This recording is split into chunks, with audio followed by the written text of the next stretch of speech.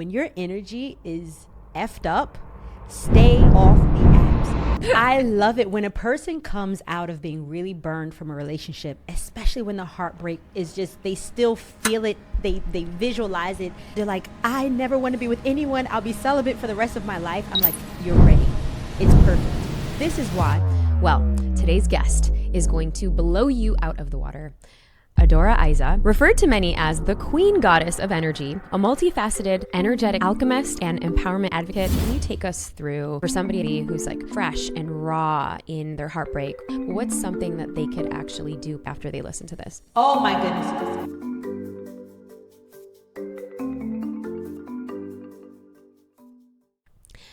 Hello there, and welcome to another episode of The Brave Table. I'm your host, Dr. Neeta, and this is your oasis, your destination to be all things just a little bit more brave. Brave in your actions, in your relationships, and in your life. And I have a question for you. Have you been through a heartbreak? Have you been through the era of loneliness? Or maybe you're just trying to find out how you can become more magnetic. Well, today's guest is going to blow you out of the water. I have a dear friend and somebody who I am just beyond magnetized by every time I'm in her presence. Her name is Adora Aiza, referred to many as the queen goddess of energy, a multifaceted, energetic alchemist and empowerment advocate. Adora intertwines music, quantum mechanics, principles, and timeless rituals to guide individuals toward power couple relationships aligned with their soul's desires and life's purpose. Her work, known for amplifying people's magnetism, fosters meaningful connections and cultivates a love that resonates with the core of one's being. In her latest book, Love Resolutions 2024, Adora shares insights and strategies for anybody who has been through heartbreak, for anyone who is longing for love, for anyone who keeps going on the dating rat race and seems like they're not getting anywhere. And I am so excited to bring her on the Brave Table today. In fact, when we first met, I saw her on stage at a global event that we were both part of. And I was just, I was hooked. I was like, who is this queen? And every room she would go into, she would just magnetize the room, not just with her amazing outfits or her incredible hair, but it was her energy. And so in this episode today, this is for you because we explore what it means to be in heartbreak, what it means to sit in heartbreak, how to actually transform it, how to know what you don't want in other future relationships. And for those who are actually in long-term relationships, what is the secret sauce to keeping the fire alive? And finally, how to become a magnet for others. Well, without further ado, let's bring on Adora Aiza to the Brave Table this week. Yeah, thank you so much, Neeta. I am very happy to be here. Also, when I first saw you and met you, I said, wow, who is that? And I remember I met Ajit first. And, you know, everyone said that he was married, but he just seemed like, you know, just kind of like a very quiet guy who goes about his business. And he always speaks so profoundly. And I'm like, I wonder what his wife is like. And then when I met you, I was like, oh my goodness, this is amazing. And then I realized that some of the way that he's able to articulate himself with people is because he has peace with his wife and he has someone who's there and this partner in life with him. And I think that a part of what I'm doing with helping couples and relationships is to form what you guys have. It's such a beautiful thing. And you're also very magnetic and you're doing things and you're helping people. And it's just such a great pleasure and honor to be here with you. Oh, thank you, love. Thank you. I received that. And I know today is all about you. And you have had quite the journey to come here all the way from Milano to Austin, Texas. So welcome. Yeah. And so I want to get into it because how does someone like you become the queen of energy? I want to go back into that origin story. Oh my goodness. So I think that like most gifts, right? They start off with a child who's misunderstood. It starts off with someone who has so much energy, so much to express, so much love, and it just comes out and explodes everywhere. And I think that me becoming this kind of known as the queen goddess of energy, which is so funny, but I'm starting to embrace it a bit. But people have been saying that because as I started to learn that I needed to master it and understand how to use it with intention. And, you know, they say that when you have when you have like love without some kind of compassion or honesty, without having this filter of making sure that you delicately handle things, then it's just it's too much. It's a surge and it fries people. So this energy journey for me has happened since I was a little girl with ADD and just being so full of life and wanting to connect and love and learning how to. Are you the only child? So that's a twofold question. I'm an only child to my mother. Okay. So I have many only child tendencies, many of thinking that the world revolves around me sometimes and forgetting that other people exist. While at the same time, I grew up with two different fathers who each have 6 other children. Oh, wow. So it was the extreme on both sides. So I'm completely like insignificant and begging for attention while also being used to getting all the attention when I was home with my mother. So I kind of like drift between the two parallels. Well, and I love this because for somebody who grew up as an only child, but then also had all of these other siblings, I can see wanting to have that pull, now having my own children as well, and the energetic dynamics with just my 2 kids. And so take us back to like a little, Adora, because I want to double click on something that you just shared around being able to really understand energy and not to, I think you just use a really profound word, but not to, if you overdo it, you might burn somebody with all that energy. And so because you are now the queen of energy, how have you seen and even now teach other people how to manage their energy, especially when we're dating? I think that what happens is that it's about being self-aware. The book, How to Win Friends and Influence Others, as well as Emotional EQ. I remember the first time I read that book, and afterwards I just sat there for about 10 minutes realizing that I had no emotional intelligence. Not because I didn't recognize when people were feeling things, but because I felt like I needed to express myself. And that also happens in relationships. Sometimes we overcharge relationships, or like we meet someone new and we go crazy with all of this love, showing our excitement, thinking about the future, because we forget about the component of the person receiving it. So I think about, if you imagine, do you think that would scare people away? Oh my goodness, it would scare people away. It would scare anyone away. But the reason why is, if you imagine that you have like electricity, right? You need the right amount of electricity to power anything, to power a house, to power a phone. The amount of electricity that it takes to power a phone is different than the amount of electricity that it takes to power the house. And by learning to understand your own power and understanding the amount of energy needed for what you're trying to get, like energy for a relationship is different than energy for a job. Understanding that and just being self-aware and asking yourself questions, it's trial and error. And then you can find the right way to balance your energy and really master it to be what you want it to be. I mean, you do this so well. And so let's get into the book. So why love resolutions 2024? Love resolutions because a lot of people are afraid of making love resolutions. They make resolutions about going to the gym, about many things that they want to upgrade in the new year. But they feel taboo. Like, if I speak about love, if I admit that I want to be in a loving relationship, if I admit that I'm ready to feel better after this heartbreak from the holidays where my parents hated the person that I brought home, then it will mess up everything for me. There's this taboo about it. So it's love resolutions because it's time for us to start resolving how we deal with relationships, how we deal with heartbreak, and showing up as better versions of ourselves. Well, and I love one of the quotes in there. Love is not finding someone to live with. It's finding someone you can't imagine living without. Yes.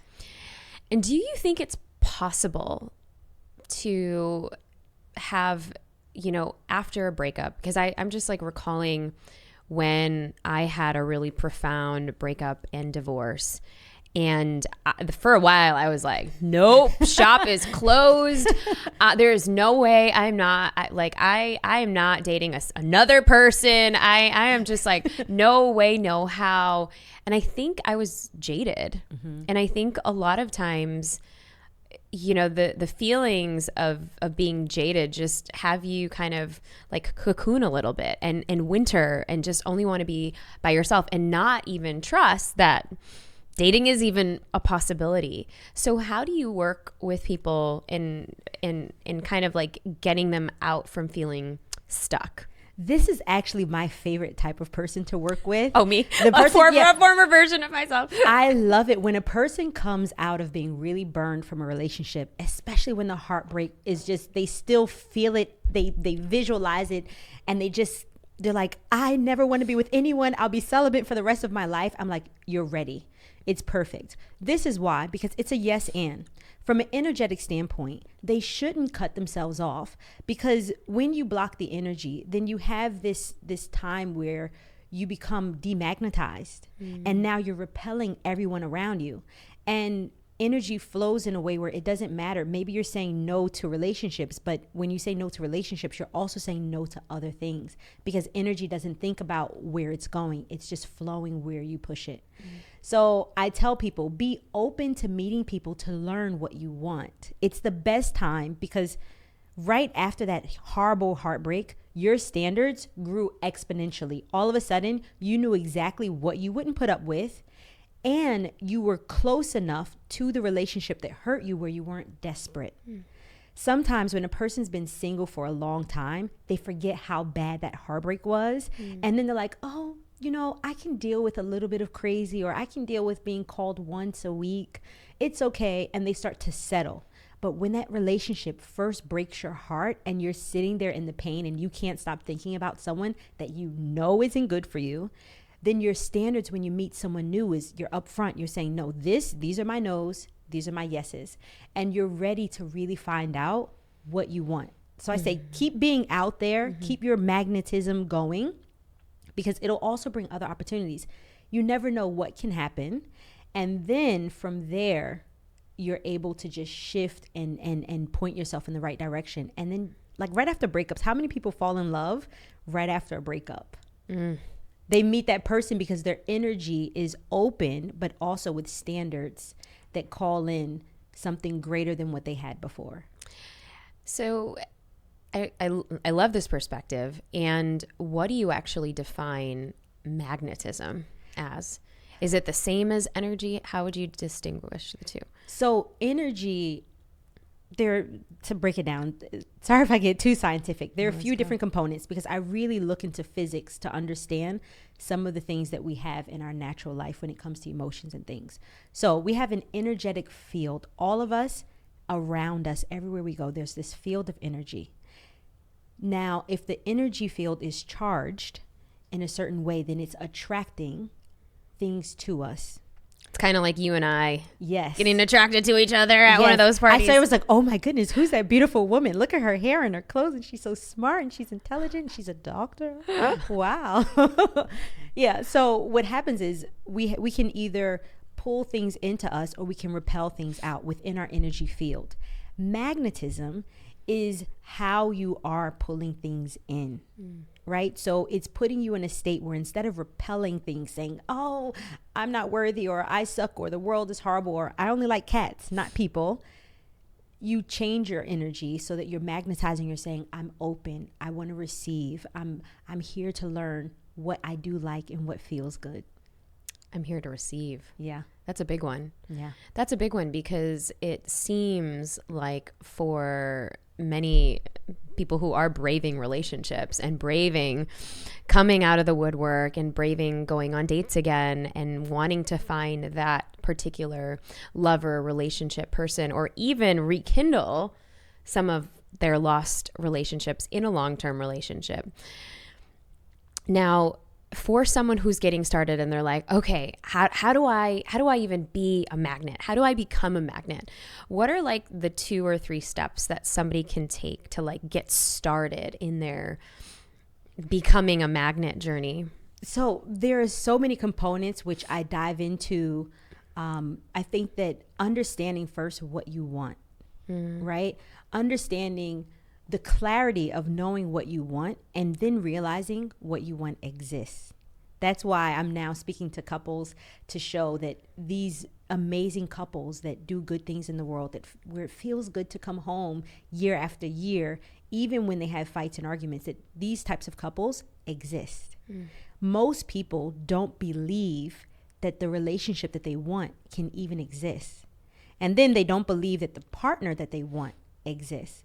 So the steps would be, first, understanding what you want, recognizing that what you want exists somewhere in the universe. Then it's also understanding that that thing that you want wants you too. And aligning yourself to just be open.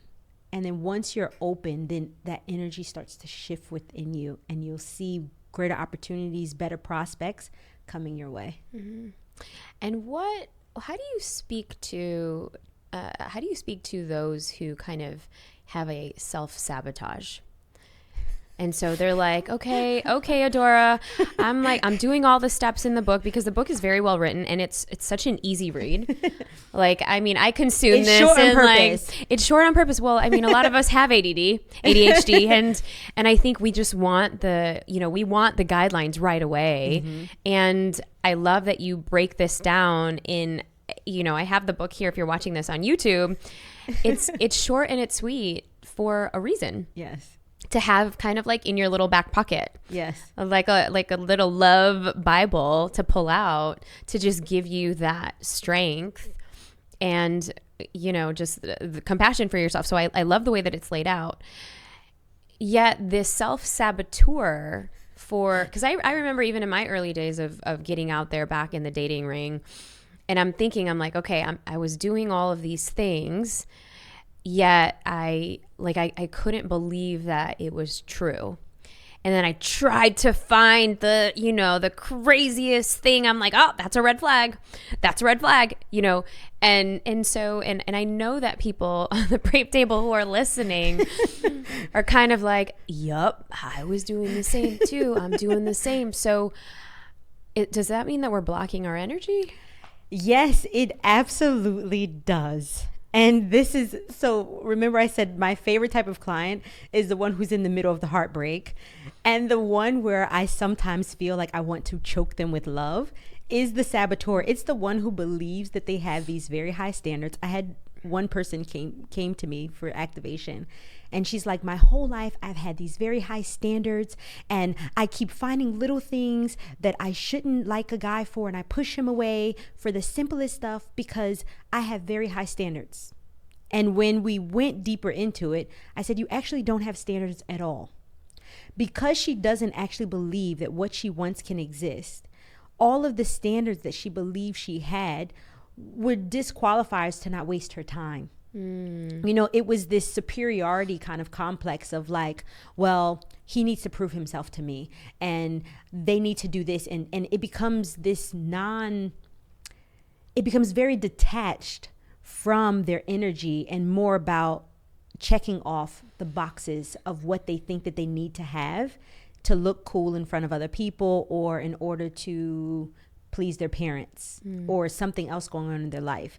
So energetically, if you're sabotaging yourself, it means, people may be upset with me for saying this, if you're sabotaging, you don't actually know what you want. Because when you know what you want, then it becomes an energetic thing, and you're not necessarily looking for the height or the profession. But if that's something that deep down you really want, you won't have to ask for it. It's just what you will attract. We attract what deep down we believe that we deserve, and what we're aligned with, and what we're harmonizing with.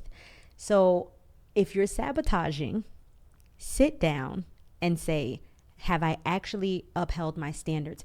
Am I giving people a chance who don't make me feel good? Because usually the person didn't make you feel good first, and then you started nitpicking all the other things. So what I'm hearing is it starts out by understanding the feelings that you want to actually have in a relationship, in a partner. Yes, they need to know how they want to feel, right? So I tell people date energy, which is, if you meet someone, right, go out with them if you like their energy. because you never know. Like if they make you laugh, if they make you smile, go out with them just to see how you react in that energy. And then you can say, well, I hope they have a cousin that looks better, you know, or, you know, like, or I hope that this person has a better job or something. But being in that energy where you feel good, you find out what you like. If you're sabotaging, there's a part of your inner being that's actually protecting you because there's something else there that your inner being knows it's not resonating with you. And the sabotaging of the little things is just you trying to make sense of why it feels off. So find out what you really want and go out with the people who make you feel good and make you feel the way that you want to feel. Because ideally then you're amplifying more of that feeling. Yes. And when you're amplifying more of that feeling, what tends to happen? When you okay, I'll give you an example. So there's this one girl that I met, and she was amazing, and she was ready. She was ready for a relationship. You could just feel the energy. She wasn't settling. She had standards. They were clear. She did have some preferences about how guys looked, but she's like, you know, I want to be a partner. I want to feel like my best version of myself. I want to feel like when my family sees me with him, they say, wow, you're still being your authentic self. And I said to her, okay, there's this guy that I met, and he matches the energy that you're looking for. I don't think that he's your type. I'm not sure if he's ready. But date his energy. Go out and see what it's like to be with someone who's drama-free, who is interesting, who's going to take you on a real date. And I gave her and the guy each other's numbers. Within 2 days, they went away for a weekend. And now here's what's funny. They didn't end up together. Afterwards, I spoke to both of them. I told them both to do the same thing, dating the energy. The guy was like, oh, well, this went wrong. His recap, he didn't date her energy. He thought about what he specifically wanted in all this criteria because he doesn't really know what he wants. But the girl, she really knew what she wanted. And she said, okay, when I was with him, I liked that he came to pick me up from the airport. I liked that he planned everything. And she talked about all the energetic things that felt good. 2 weeks later, she meets her boyfriend, who she believes is the love of her life. And I keep getting recaps about how good they're doing. So when you actually think about how you want to feel and you take a chance with people for the energy, not just all the check marks, then what'll happen is you'll get rewarded because you'll magnetize the things that you want. You'll magnetize your energy. Like I said, it either repels or pulls in. So when you are saying to the universe, I'm willing to give a chance to what feels good, then you're pulling in more of what feels good. And then you can shift through and say, I like the way that this one smiles. I like this one has a private jet or, you know, whatever it is. But the main thing is about magnetizing you so you get the options, right, to choose the more mundane things or the smaller physical things that most people sabotage for. Yeah, I mean, it kind of, and I love that you're breaking this down because it kind of reminds me of, you know, just like an energetic frequency match, right? Some of our low-hanging fruits of emotions are kind of like lower frequency emotions. And, you know, and what I'm picking up as you're sharing this, it's like, well, if I'm going to be nitpicky on all of the things that this person didn't do, like your client said, right? Or she could focus on all of the things that they did do to raise her energetic frequency, to raise that energetic vibration, and then to then start attracting more and more of that same frequency into her life, hence this now new boyfriend. Yes. And what's so incredible, because I'm laughing internally as you're sharing this, because I'm like, oh my gosh, this is kind of like some of my girlfriends who they know all of the things because they've been doing their own work. But when it comes to relationships, and now Brave Table Fam, I know you probably have a friend who is doing this too, or maybe it's low-key you, where you're, and this could be in our own, you know, our long-term relationships, like our own spouses and our partners, where, you know, you want them to do the thing, but then you're going to nag at them for not doing what you want them to do. So you're going to keep nagging. I need you didn't do the dishes today. You didn't do it. And then that low vibration is like that low hanging fruit. Cause that frustration it's an easy one. You could pick that off the tree. That's an easy one to go elevate yourself to say, okay, what did they do well? that's tough. And so when we're praising people for what they did well instead of calling them out, I wonder how that then attracts more of what we actually want, which is just love at the end of the day. Definitely. And the thing to think about is that a frequency is not a straight line. So it's not so much about matching a frequency, right? This is why two opposite people can be the perfect couple. Okay. Because you have a height, the frequency, it's a wave that goes up and down, kind of like a line when you see the lines in the medical shows where it's showing the heartbeat going up and down. The EKG. Yeah. Yes. Oh yeah. I mean, Doctor. So what happens is it's about harmonizing the frequencies. They don't have to be exactly the same, but the highs and the lows need to match so that in the middle, that's when it feels like there's this straight line going through because they're harmonized.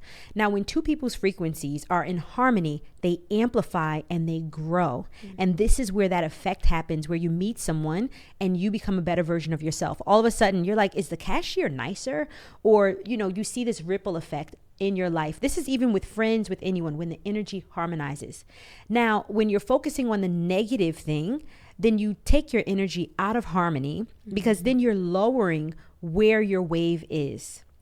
And then once the frequencies are fighting each other and they're not in harmony, then they actually start to cancel each other out. And then they have this anti-magnetism thing that happens. And there's some couples that you meet and it's just like you don't like to be around them. They demagnetize each other. Or like you'll see the person when they're by themselves and then they go next to the person who they're in a relationship with and you're like, what happened to you? Your personality died. And it's because they're not harmonizing with their frequencies. So it's not saying like, oh, everything's perfect in my relationship, but it's caring enough to keep it up to that higher level of the wave. Right. If both of you are trying to maintain that higher level, then you will continue to harmonize with each other. And then you'll create this beautiful harmony that just, it feels good. Oh my gosh, this is so good. This is so juicy. Okay, so let me recap. So the first thing that we need is we need to date energy. Yes, definitely. Date energy, not looks, not job profession, not anything. What you'll learn is dating the energy. There's certain professions, there's certain looks that people have that will affect their energy. So naturally, when you date the energy, you'll start to get all those other things. Mm-hmm. So date the energy first. And then the second is harmony. Yeah. So you want to be, you want to have that harmony in the person or in the relationship or how you're walking towards what you want more of, meaning amplify more of the things that you enjoy in that person. Yes. And I think these are such a great reframe because, and my next question goes into, because if you're going to replace all of these like matchmaking shows. No replacing. What I am, like I tell people, it's so funny because there are sometimes I've had to turn away a lot of clients because they come to me before they do the work. I help you magnify what is there. Once you come to me and you say, okay, I'll help you with understanding little tweaks. But if there's a lot of things going on inside of you where you have trauma that is so deep within you, I think there's specialists that are perfect to help you with that. And I just help you pull in, amplify, and magnetize. So I'm an add-on. You're an add-on. Yes. All these relationship coaches, when they have a client and they're like, this person is a catch, but they're not catching anyone, that right there is an energy problem. So you help magnetize the energy. Yes. You help turn on. I turn up. You turn up. We turn on, we turn up. You turn up. I love that you're sharing that because, it's so unique from, and we've had so many guests talk around relationships. What you're referring to is as the goddess queen of energy, the way you work with people is, all right, you're assessing their energy. Mm-hmm. And if the energy is off or they haven't done any work, or maybe they're not knowing that they need to do the work or have the awareness of it, you're there to amplify. Yes, exactly. Like I love that there are coaches. I started a WhatsApp group with some people in it, and I've been putting relationship experts and coaches inside of it to answer questions in real time. And because for me, I'm so much energy. You know how I talked about that charge of energy? There's still that little kid in me that gets so excited. And if someone's not ready to hear something, I put the energy into it and it's a fry. And they're like, oh, shoot, I don't know. So instead, I like when people work with experts and they work with relationship coaches. They work with therapists or they read books. They find out how to say that sucked. Now what? Right? I'm the now what part. You're the now what? Yes. Once they get to now what, then I say, okay, let's turn up the energy. Let's start bringing in people. So you have options. You feel desired. And then you know how to choose what you want because now you believe in more abundance as well. Yeah. Right. I mean, the abundance, the magnetism, it comes both hand in hand. Yeah. And I feel like that's why you're always radiating. So, and I want to kind of get into, this is kind of one of the chapters in the book of understanding heartbreak. And I know you talk about like the emotional impact and how to repurpose emotional pain. I actually love the whole structure. Can you take us through, for somebody as maybe who's like fresh and raw in their heartbreak or, you know, their divorce after 10, 15, 20, 30 years, we get people who write in what they're braving through. What can we share? What kind of advice can you give to them? Because I know everyone's going to need to get this book and we'll link it in the show notes for sure. But what's something that they could actually do perhaps even today after they listen to this? I think first,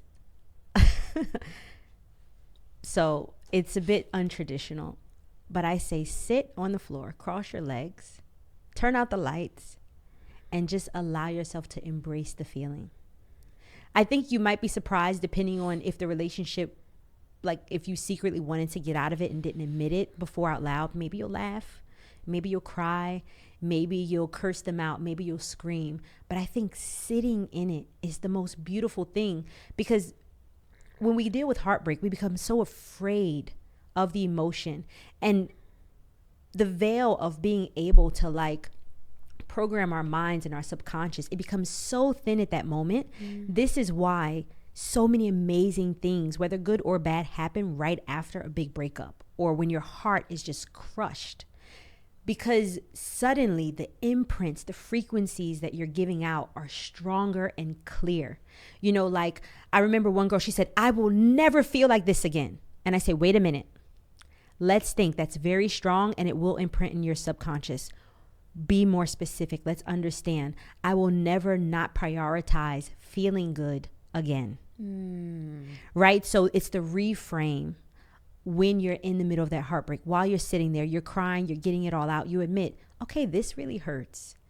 What about it hurts? Is it that I didn't show up as my authentic self? Is it that I was a pushover? Was it that I took the person for granted? When you understand that, then you reframe it and say, okay, now from here, I want to appreciate my person more. I want to, when I notice that they're not like calling me, or if I notice that they're not making me feel good, I want to walk away. And that's what you do. So just sit there by yourself. Don't call a friend. Don't call family. Just sit and embrace whatever that emotion is trying to teach you and tell you about your life. So often it's like we try to do so many things to shove it under a rug or make it go away, make the pain stop, make it hurt less. And so it's easy to swipe and go on those apps. I have something to say about that. Come on, Adora. Okay. Come on. It's okay, like, so with the apps. It's like the swipe. Come on, that's dopamine. Oh, and so if I'm feeling really shitty, you know, you just, oh my goodness. You just, and I remember myself in those really low moments. And I felt like I wish I had somebody like you to turn up and amplify being that energy queen. Actually, you probably wouldn't have worked with me in my low. Would you have? No, we probably would have been friends, and I would have, like what I've done with some people that I know, you would have gotten that kind of like love where you're like, I had one friend come to me, she's like, I'm so hurt and I'm heartbroken and I'm distraught. I was like, okay, whatever. I was like, big deal. What do you want? And she's like, but you don't understand. I do understand. This is why I'm asking, what do you want? So I have a very difficult time pitying people like you. Like, life has thrown me through some curveballs, and I'm just kind of like, okay, like, we need to move past this. I understand energy on a level now where I'm like, you know what? Whatever I went through, it's not worth bringing that into my future. It's not worth getting more of that. So with the apps, it's just like being out in person. I tell people, when your energy is effed up, stay off the apps, because it will just amplify you getting more and more of what doesn't feel good. You know, like, it's so superficial where you're saying, okay, these are my standards. He has to be this height. They have to be this or they have to be that. And you're not actually thinking about how they make you feel. But here's the other thing. If energetically you have adjusted yourself and you're magnetized to what resonates really well with your soul, and you're ready to have standards for someone who fits within your life and amplifies you, then swiping can actually be a good thing, because then you're not just looking at the picture, but you're feeling the energy through the screen. And then you have the magic swipe, because there are some people who find their soulmates and their life partners with those apps, but only when their energy is adjusted first. So if your energy has been bringing you things that you don't like, especially right after a breakup, stay away from the apps and learn how to pull in people from the energy that you have as you're working on it. And then, I think meeting someone in person is always way more interesting anyway. Yeah.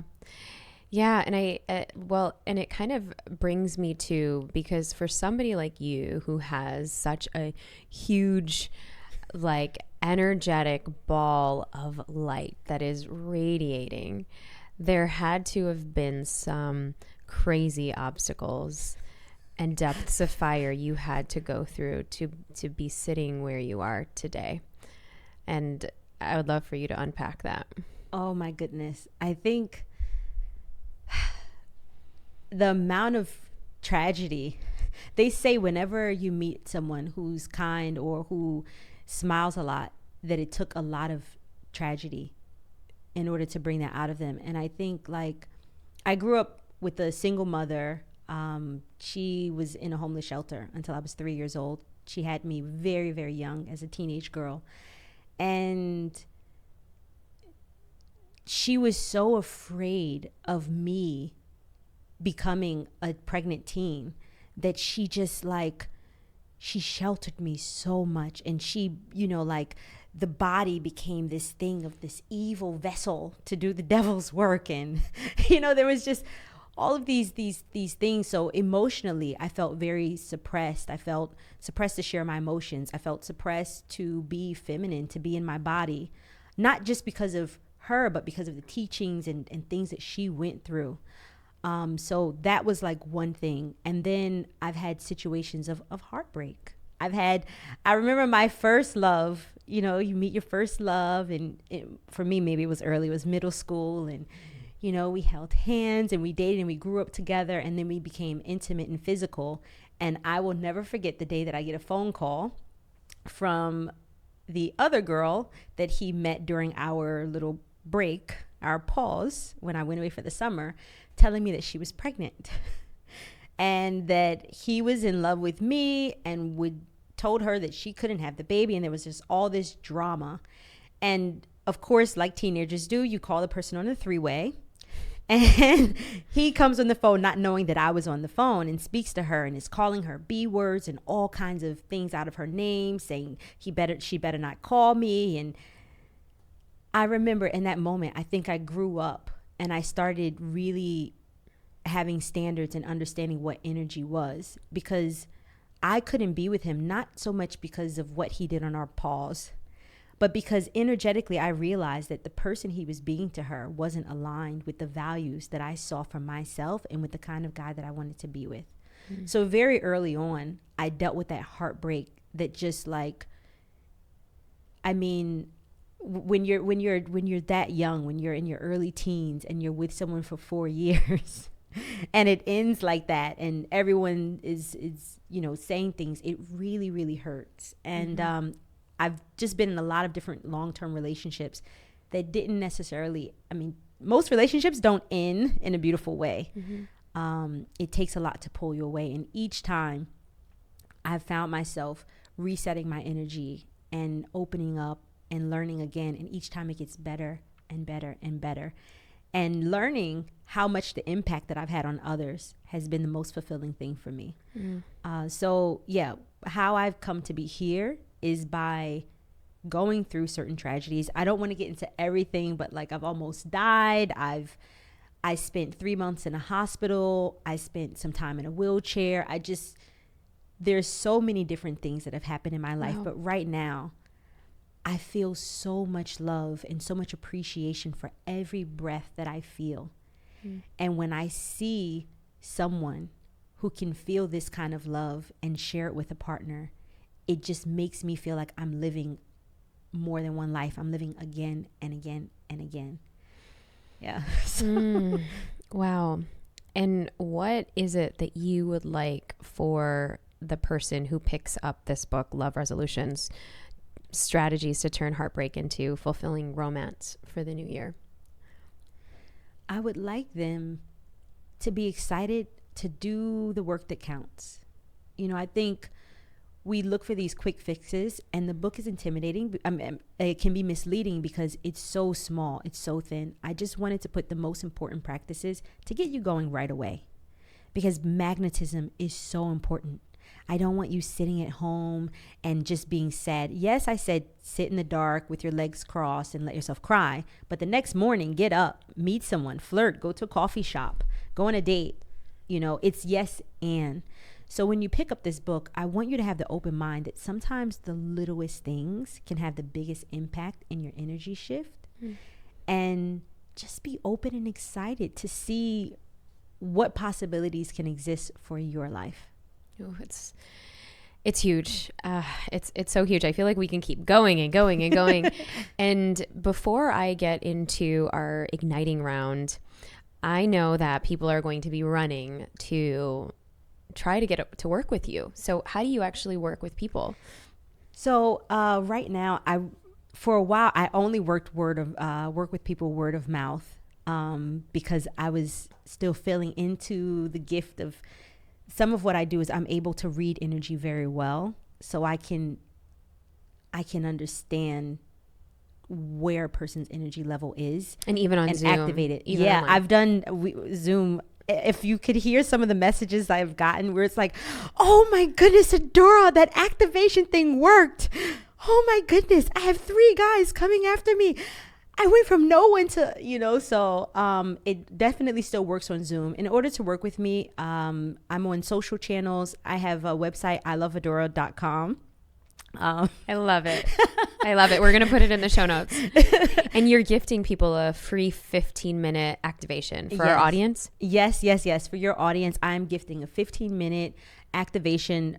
Because I don't know how much work people have done already, I will activate an item or something so that they can use it to help them so that they can become more magnetic until they're ready to activate themselves. Like a full activation, you will get more people coming after you for romantic love. You will have more prospects.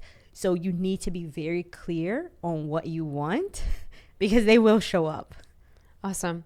So, and we'll link that in the show notes, and the code will be BRAVE. Yes. So yes. Make sure you use that code for your 15-minute free activation. That is very generous, Adora. Yes. You're going to have a ton of people running your way.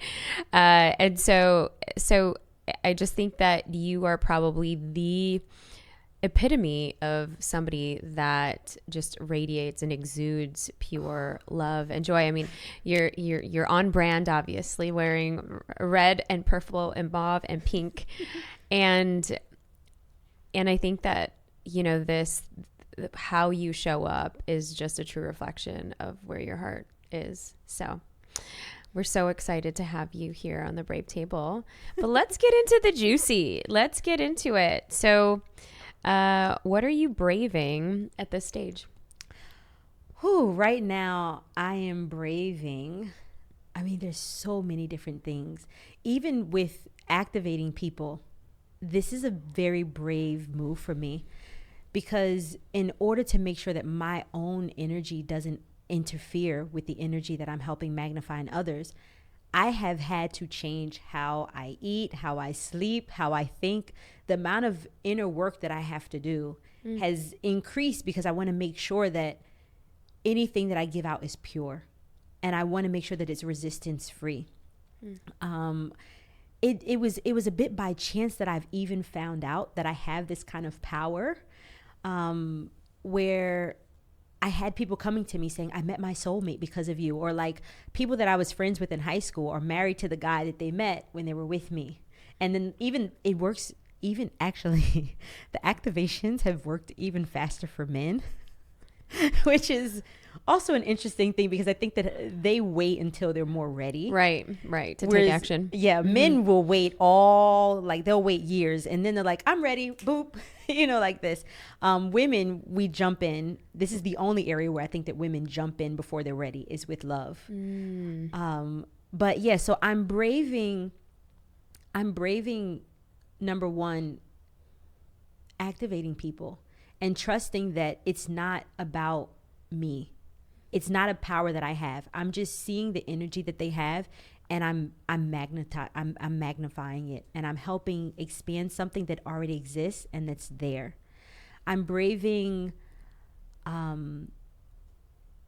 being open to new possibilities. Like I live in Milan, Italy right now, and I'm curious what the next chapter of life is. I'm braving reaching out, collaborating with people, and being open about what it is that I do. And yeah. Awesome. Awesome. What are some practices that are elevating you right now? Could be books and rituals, dance practices, so meditations. Yeah, some of the things that I've been doing actually, I did a Vipassana retreat. I don't know if you know what that is. Of course. Okay, of course. so whoa, you did a Vipassana retreat? Yeah, it's crazy. What? Believe it or not, I love Vipassana. Vipassana is 10 days of complete silence. You can't write, you can't watch TV, you can't do anything. You just sit. You're sitting for, and how long? You sit, you meditate like 12 hours a day. Oof. So as someone, how early do you start?